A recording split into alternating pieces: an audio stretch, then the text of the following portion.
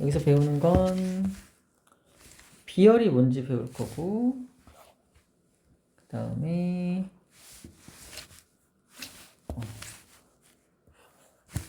그리고 열팽창 배울 건데, 자, 비열의 정의를 먼저 하기 앞서서 열량을 먼저 볼게요.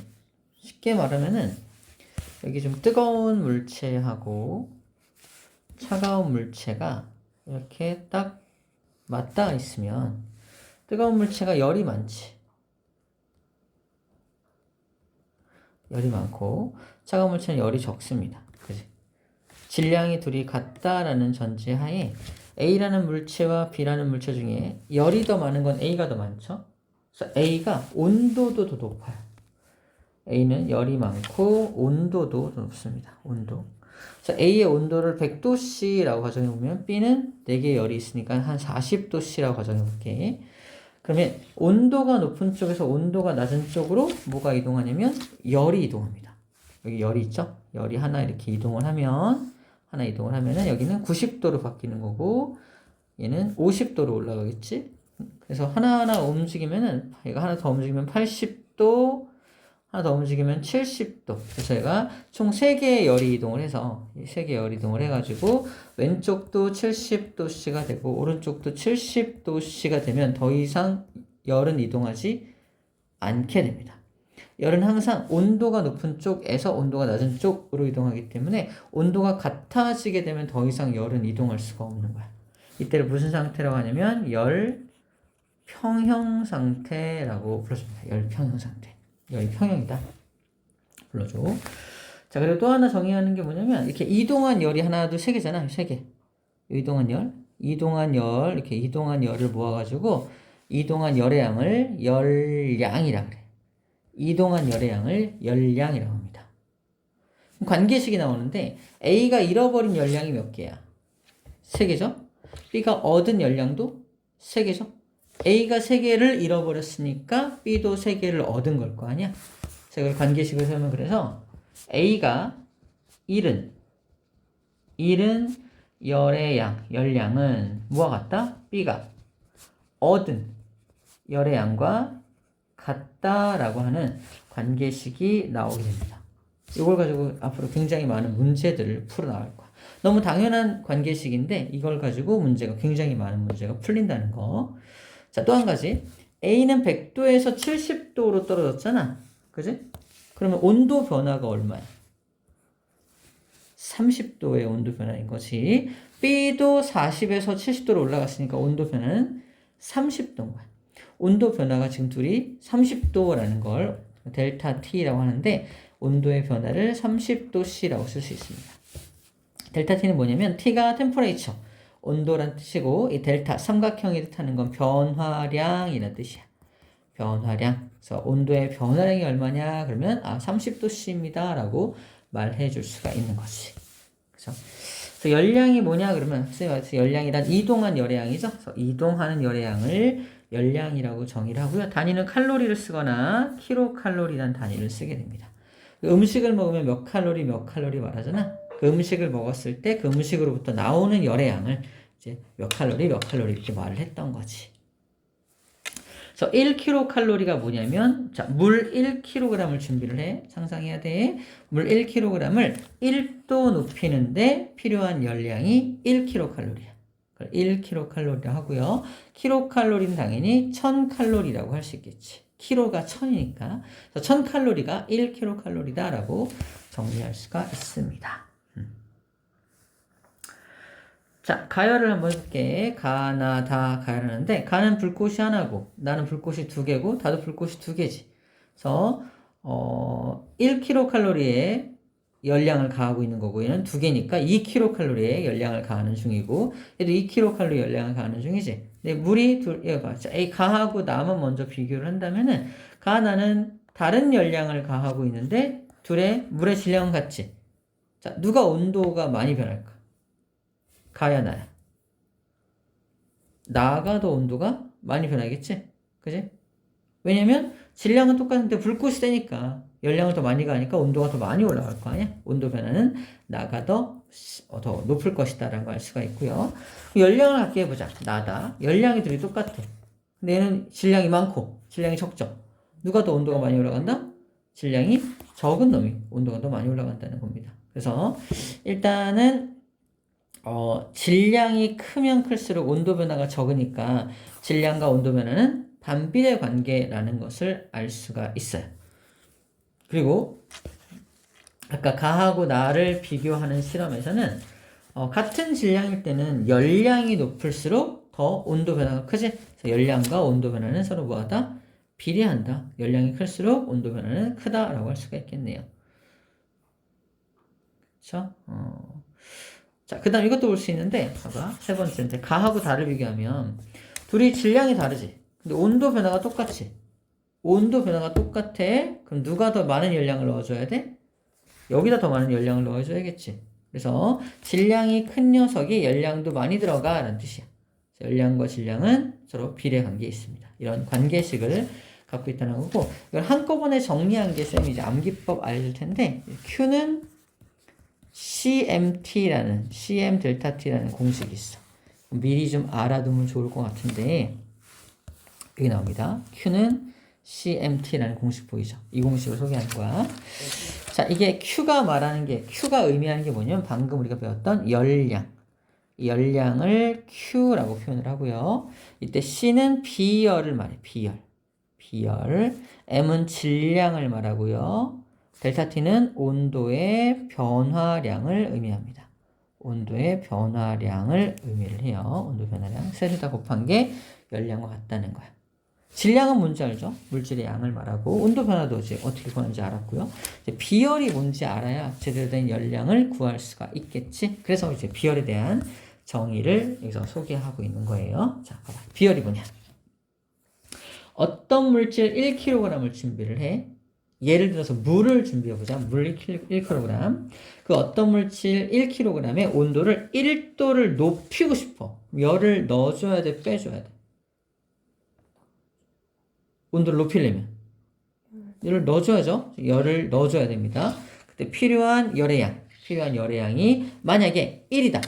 물 1kg의 온도를 1도 높이는데 1도 높일 때 1kcal 필요해. 그러면 물의 비열을 1이라고 하는 거야. 물의 비열은 1이다 라고 하는 겁니다. 예를 들어서 또 다른 거. 어떤 물질이 있는데 이 녀석 1kg을 준비해서 이 녀석의 온도를 1도 높이는데 0.19kcal가 들어갔어. 그럼 이 녀석의 비열은 얼마가 된다? 0.19입니다 라고 하는 거야. 자, 이 녀석은 뭐냐면 모래입니다. 모래의 비열은 0.19야. 볼래? 0.19 이거이죠. 모래의 비열 0.19. 모래 비열 0.19가 의미하는 게 뭐냐면 모래 1kg을 준비해서 그 녀석을 1도 올리는데 필요한 열량이 얼마냐? 나 0.19만 넣어주면 돼 라고 하는 거야. 물은 얼마 필요해? 1kcal나 넣어줘야 되잖아. 그죠? 그러면 이렇게 비열이 지금 둘이 다르지. 누가 더 온도를 올리기가 어려울까? 물이 더 어려운 거야. 왜? 물을 1도 올리려면 무려 1kcal가 필요한데 모래는 1도 올릴 때 0.19만 넣어주면 되니까 쉽게 온도가 올라간다는 얘기고, 얘는 조금 시간이 좀 걸리거나 많은 열을 넣어줘야 한다는 얘기지. 이해가 됐나요? 자, 그래서 물질마다 비열이라는 값은 다 다르다. 그래서 내가 비열을 알아내면 거꾸로 그 물질이 뭔지도 알아낼 수가 있겠네. 그치? 그래서 비열은 물질의 특성이다 라고 말도 합니다. 비열은 물질의 특성이다 라고 말을 하기도 해요.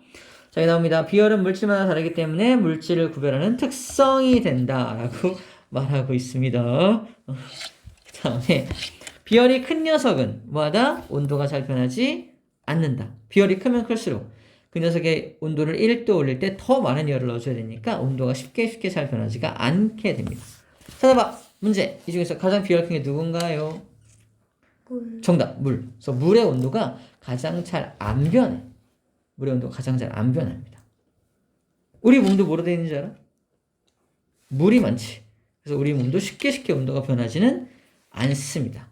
우리 몸이 만약에 철이나 모래로 되어 있다면 굉장히 온도가 빨리 쉽게 변하겠지. 여름에 모래사장, 해수욕장 가면 어때요? 여름에 뜨거운 낮에 모래는 굉장히 뜨거운데 물은 차갑잖아. 왜? 똑같은 열을 가하더라도 모래는 온도가 쫙 쉽게 빨리 올라가는데 물은 온도가 빨리 안 올라가는 거야. 그러니까 모래는 뜨겁고 물은 시원하게 느껴지는 겁니다. 아시겠습니까? 자, 그래서 우리는 Q는 CMT라는 이 공식만 잘 활용하면 되고요. 자, Q는 CMT에서 이제 비열에 대해서 정리를 할 거야. 비열이 C라 했잖아. 봐봐, 잘 봐. Q는 CMT라는 공식 있잖아. CMT에서 만약에 문제에서 비열을 구해라. 그러면 어떻게 하냐면 C만 남기고 넘기는 거야. 어떻게 해요? M 곱하기 델타 T분의 Q라고 할 수 있겠지? 이렇게 공식을 변형해서 사용할 수 있다는 거고, 문제에서 온도 변화를 구해라. 그럼 어떻게 해요? 이것만 남겨 넘기면 되니까 CM분의 Q라는 공식으로 나오게 됩니다. 혹시라도 문제에서 질량을 구해라. 그러면 CT분의 C 델타 T분의 Q라고 구하면 되겠죠? 우리가 외운 공식이 하나 있는데 이거를 1번, 2번, 3번으로 이렇게 변형해서 사용할 수 있다. CMT를 그럼 어떻게 외울 것이냐? 쌤이 암기법을 소개할 건데, 뭐가 좋은지 말해봐. 첫 번째, Q. Q는 되게 품질이 영어로 퀄리티. 퀄리티 좋은 시멘트, 시멘트로 외우거나 또는 퀄리티가 굉장히 좋은 암탉. 뭐가 좋아? 시멘트가 낫죠. 시멘트. 그래서 시멘트로 암기를 합니다. 그래서 Q는 CMT에서 열을 1, 2, 3번으로 문제에 맞춰서 변형해서 사용할 수 있어야 한다라는 겁니다. 아시겠죠? 자, 그래서 음식을 빨리 요리하고 싶을 때는 금속 냄비를 이용하는 게 더 좋습니다. 금속으로 된 냄비. 온도가 더 빨리빨리 올라가기 때문에 그래요. 음식을 빨리 하고 싶은데 뚝배기 같은 데다 하면은 되게 온도가 천천히 올라가니까 음식을 빨리빨리 할 수가 없게 되는 거예요. 아시겠죠? 자, 봐봐. 낮입니다. 낮에 바람이 어떻게 부나 봐봐. 해가 떠 있잖아. 육지가 있고 바다가 있을 때 어디가 더 온도가 빨리 올라가게? 낮에? 육지겠죠? 모래 같은 걸로 되어 있으니까. 그럼 육지 위에 있는 공기도 육지가 먼저 따뜻해지니까 육지 위에 있는 공기도 따뜻해집니다. 그럼 따뜻해진 공기는 어떻게 된다? 위로 올라가죠? 위로 올라갑니다. 그럼 여기 공기가 위로 올라가 버리니까 여기가 뻥 비어버린단 말이야. 육지 쪽이 뻥 비어버리니까 그 육지 쪽에 비어버린 공간을 채우기 위해서 바다에 있던 공기가 이렇게 불어서 일로 불어 들어오는 거야. 그래서 낮에는 무슨 풍이 분다? 바다에서 바람이 불어오니까 해풍이 분다라고 말하는 겁니다. 반대로 밤에 어때? 밤에는 어디가 먼저 식냐? 육지가 먼저 식어요. 육지가 먼저 차가워져.